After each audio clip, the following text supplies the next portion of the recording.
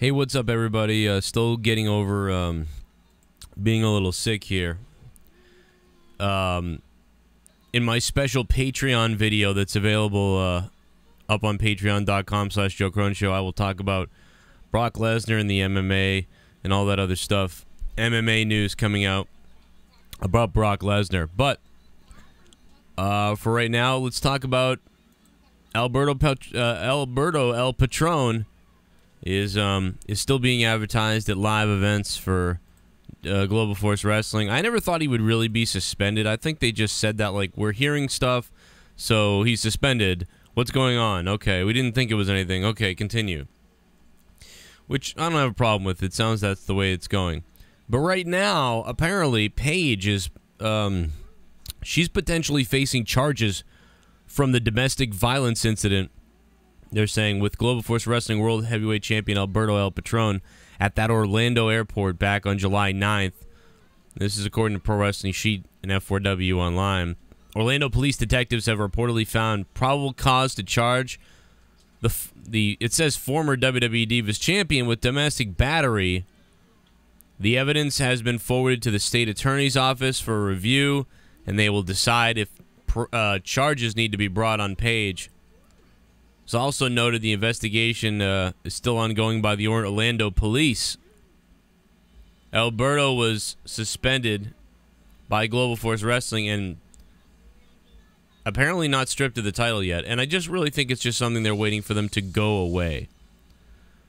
But if Paige does get in trouble here, now if Paige gets in trouble, and that may be what happened, was Alberto was trying to, or El Patron, you know, he's trying to protect Paige because of maybe the WWE's policy, perhaps?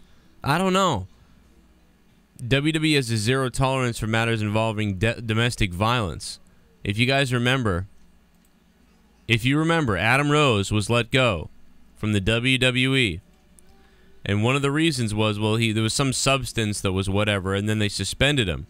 And while at home, he got in a domestic situation. And then he was let go immediately after that. And now, you know, Paige has been involved in multiple of these things. We're talking private tapes leaking out to everybody, that embarrassment. Then testing positive for a same type of drug that Adam Rose tested positive for, the same type of thing. And now, if she gets domestic battery charges, how is this not the same thing as Adam Rose? How is this not the same thing as Ray LaPon? How is this not the same? And if it is, it's the reverse sexism that the feminists are always complaining about. Because she's Paige, well, she can't be, you know, she can't be a domestic abuser. She can't commit domestic violence. So, you know, we're really not going to count that because it's a woman. If it was a guy doing it to a woman, he'd be fired. But if it's a woman doing it to a guy, we don't care. As dumb as that may be, everyone. That's the situation. By the way, follow me, guys, on Twitter at Joe Cronin JCS. And now, I'll be active on Twitter all day today. Blow up that Twitter feed, would you? I love you guys, even when I'm sick. Ugh. So there you go. Paige is in some, I think, crazy-ass trouble. There was a conference call with Raj Giri on Wednesday with Jeremy Borash. He talked about the Broken Hardy gimmick a little bit, not to throw up on ourselves. I think Global Force Wrestling and RYBACK should get together. They should get together. Two pieces of garbage working together. That would be amazing. Two things that think they're better than what they are. By the way, Jim Cornette, I heard your comments about my backwards hat again on the Cornette experience, the Jim Cornette experience. A show that I've always loved. Never did I think I'd be spoken about on it multiple times. Big fan of Cornette. Cornette's been cool to me whenever I've met him and stuff like that, and Kenny Bolin is a shyster, but I love those guys anyway. But, man, I'll tell you what. I mean, they slandered the shit out of me, but after that episode before, it's funny that now apparently Bolin's new partner, his new podcast partner, broke up with him already. Already! I lasted longer than he did. Where's all the talk about that now? The backwards hat guy, the backwards hat. The backwards hat. The backwards hat guy lasted longer than you did, you putz. By the way, if anybody's thinking about getting Pro Wrestling Crate, Go to ProWrestlingCrate.com and enter in coupon code Cronin. You'll get 10% off your Pro Wrestling Crate. That's ProWrestlingCrate.com. If you've tried that one, try WrestleCrate. WrestleCrate.com, the original WrestleCrate. Use coupon code Joesentme. I've got a couple box openings I've got to play for you guys here in the next couple weeks or so. They're still sending me boxes, and they're just great openings. Please check them out. If you're going to buy the boxes anyway, use my coupon code. You'll get a percentage off, and you'll give me credit. They actually don't pay. They don't pay me for this either. It's not a paid sponsor. They send me the item, and that's it. That's like I get the stuff, and that's it. He says Jeremy Borash says the day today was primarily myself, Matt Hardy, Borash. Myself and Matt Hardy, Borash said. And I've told you guys this on my show. I've always said Borash is a genius. Good job, Borash, because he did a lot of work on this stuff. So did Matt. You know, as far as it goes, it's out of my jurisdiction, obviously. Impact Wrestling paid my salary to create and help create that stuff. And obviously that's for someone else to decide, I guess, if that's where it's going. So Borash sort of taking the high road, which I think he should. But I you know, if I was still in the company, I could understand how you'd say that. And you're still getting paid by the company. That's who pays Borash's check. So I don't expect Borash to depart from his lane, so to speak, right? To take a word from our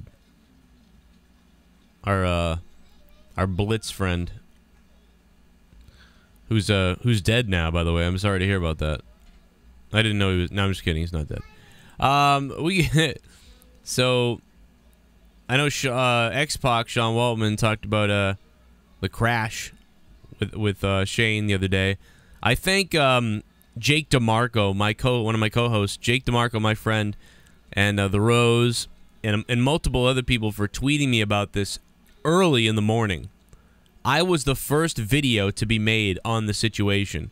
Nobody else had a video up. That's why my video is still sitting there. Went, you know, mini viral. You know, 9,000 views for me is like clearly, you know, clearly 6,000 people saw that weren't subbed to me. So, and we gained over 100 subs the other day. So that's a real credit to you guys for getting me the news as soon as possible. In fact, Jake DeMarco rang me so early in the morning. He rang me, well, he called me on Facebook phone. Like, you know when you get that phone call on Facebook, someone actually calls you on that, and it's like, it's like the weirdest ring. Well, you know, Jake never calls me on that. He always just either calls me regularly or always speak regularly. He calls me on this stupid thing. And I'm like, what in the world is going on? I ignore it, and I'm like, I don't know what that is. And I see that it's Jake, and I'm like, all right.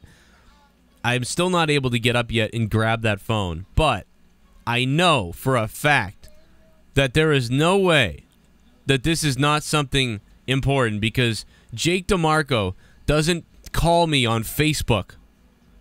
You know? This guy does not call me on Facebook. So I know that this is something, like, really important or something like that, because there's no way he's calling me. And sure enough, it was. So I thank you guys for that, and Jake, really, for really helping us with that, and everything else that everybody does. And he does. I also want to thank the patrons a lot, really. You guys have been really badass. This week was a lack of content for the first time on there in a while, because of how sick I was, off and on. But we're going to be doing a Q&A live tonight on Patreon. So I will see you guys on there. The Q&A, I'm going to do one probably in the daytime as well in a few. But I'm also going to do one tonight. So hopefully around 9 p.m. Eastern time. I hope to be on there doing a live Patreon stream. Patreon.com/Joe Cronin Show. If you haven't become a patron, please go over there. That is the best way to support us. Of course, you can also purchase individual episodes of Corrupted Podcast. Go to corruptedpodcast.com. 2 hours long. Me, Ken, and Justin Bailey. It has become one of my favorite damn things that we do. All right, well, we talked about, yeah, so Sean X-Pac, he says, he talked about a helicopter emergency landing involving Shane. By the way, everyone was giving me shit. Oh, it wasn't a crash, Joe. Ugh. Yeah, the news said it was a crash, so I just really wrote what the news wrote. Even though it was technically like it would have been a crash, but they made a water landing, I guess. Emergency water landing. Emergency water landing. Well, if it had been emergency anything else landing, they'd be dead. But yeah, but so the news said crash. Even WWE reported it as a crash because all the news wants to say is helicopter crash. Helicopter crash involving the son of Vince McMahon. You know, everyone called him the son of Vince McMahon. That's the worst thing I found from that whole thing. Like, how bad is that? That these people don't even understand what this guy has done.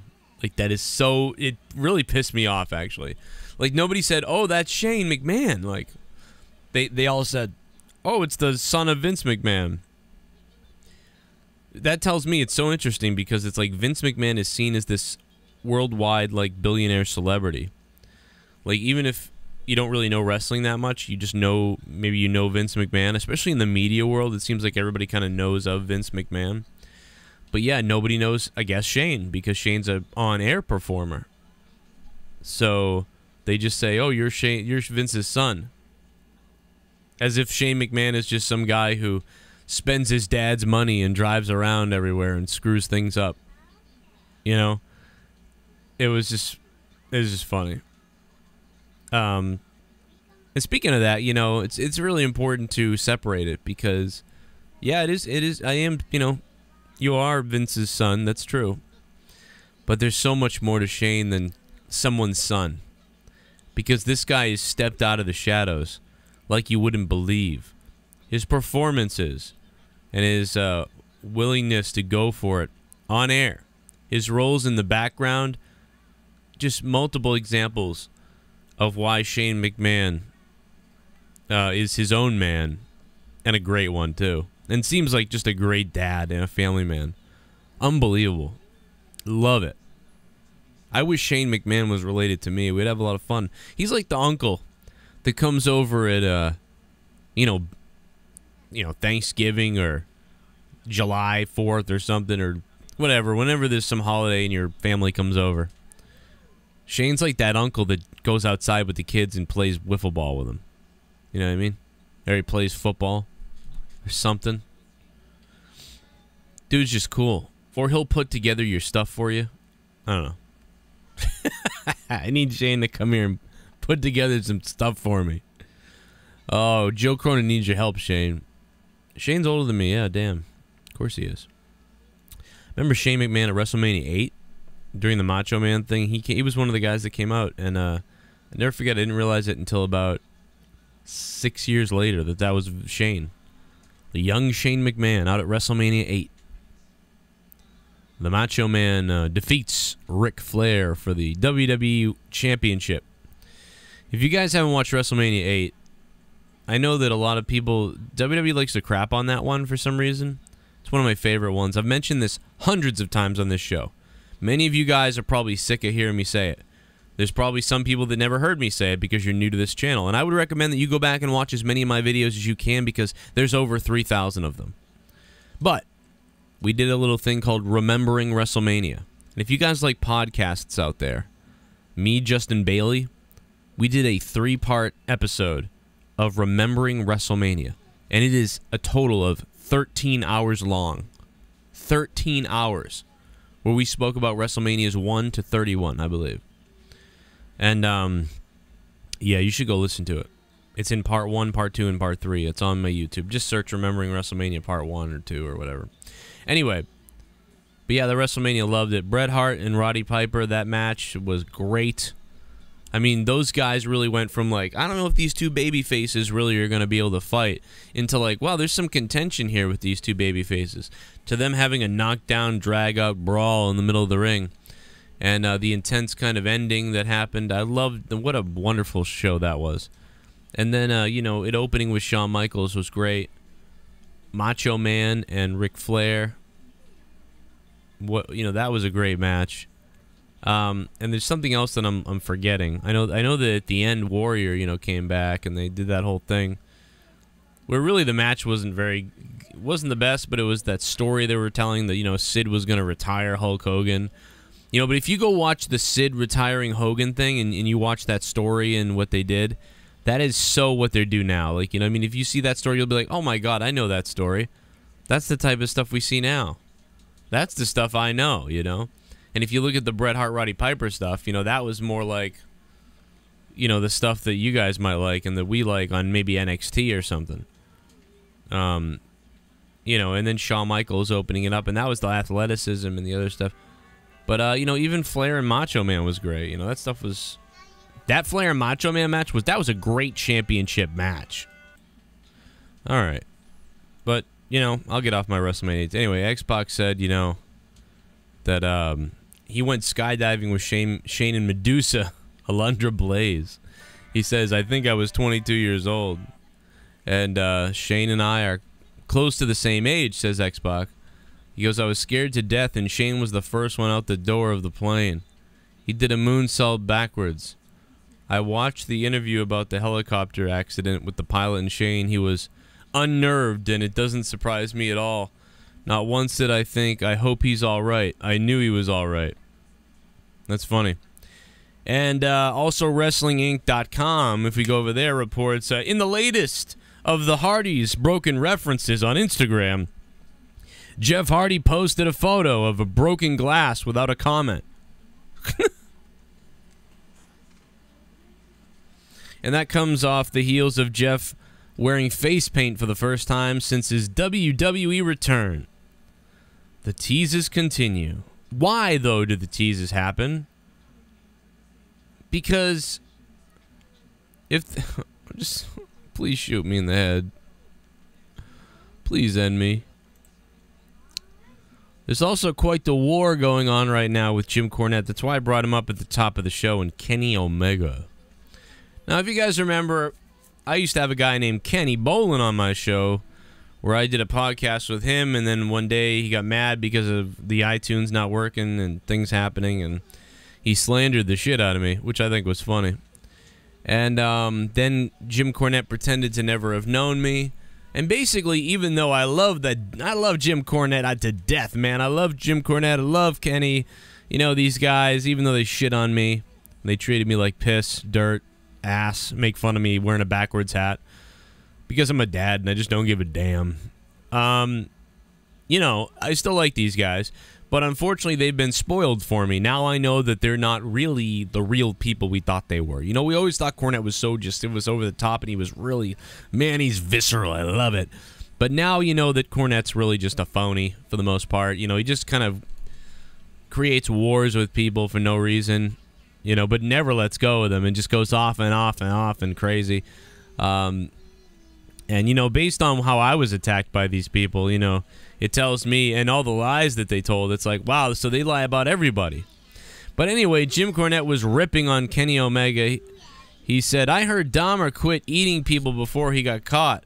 F Kenny Omega if he wants to be respected as a wrestler. Too late. Too effing late to be respected as a wrestler. Kurt Wright's replied to him saying, like, I don't know, man. Even Stone Cold used to be the ringmaster.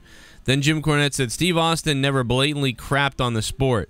He was given a poor gimmick, but preserved. Omega delights in being a phony video game F-word. My kids are in the room. Then Todd Ball said, you wrestled the Ninja Turtle. Should we not respect you despite all the great work you've done? Jim Cornette says the turtle was a grown man who actually had probably whipped me, not a grade school kid or an inanimate object. Nice try, Turd Blossom. Apparently that Kenny Omega's responded to this since. Oh, yes, he did. So Kenny Omega said, I like you, Jim, but if you want to bury me, please don't tag me in it. We just started the G1, and I can't have this polluting my Twitter. Thanks. More of your idiot fans need to be slapped down. You polluted my eyeballs with your blown-up doll match. By the way, how's the little girl you couldn't beat, says Jim Cornette. Oh, my God. Kenny Onega?